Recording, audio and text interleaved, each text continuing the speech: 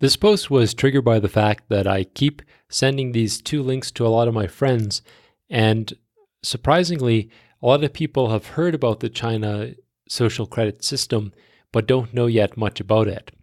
And this post highlights two articles, which I think are major publications in the area of exposing the China social credit system. The first is from Wired in October 2017, and this was the one that really got the issue on the forefront of my mind.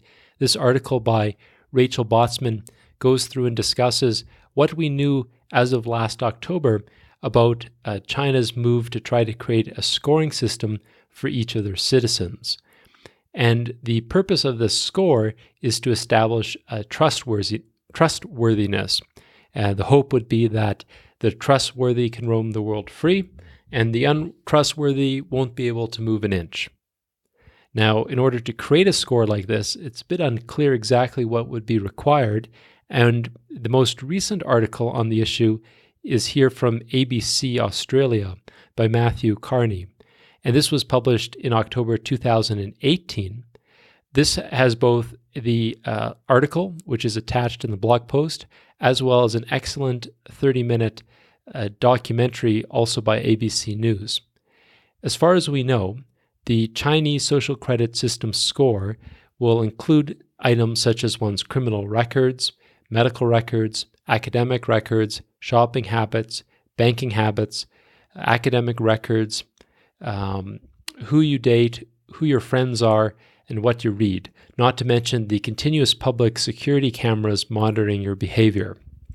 And the piece describes sort of two different groups. One is those in China, which view this as a good thing, that it will create a more efficient society.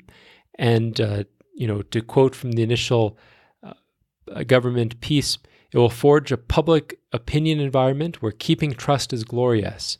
It will strengthen sincerity in government affairs, commercial sincerity, social sincerity, and the construction of judicial credibility. On the other hand, others view this as the creation of an unstoppable police state, and the ABC documentary goes to visit those from the Uyghurs area in China, where in addition those people also have their blood samples, facial analysis, and vocal patterns mapped into the system to create an indelible profile of each inmate, of each citizen. There will be more articles on this to come. This short post, I want to just highlight what I feel are two important articles, and it's important to realize how much more we know in October 2018 in the ABC article compared to the prior October 2017 one. If you're interested, you can search online. There's many more articles on the subject, and if you want to see how this plays out, you can go and watch the very first episode of Black Mirror. It was released October 21st, 2016, called Nosedive, and it paints a future where everyone receives a credit rating, and this rating is updated after every social interaction. And ultimately, those with high social ratings can marry, can get employed, can get an education, and those with low social ratings continue to decrease and decline.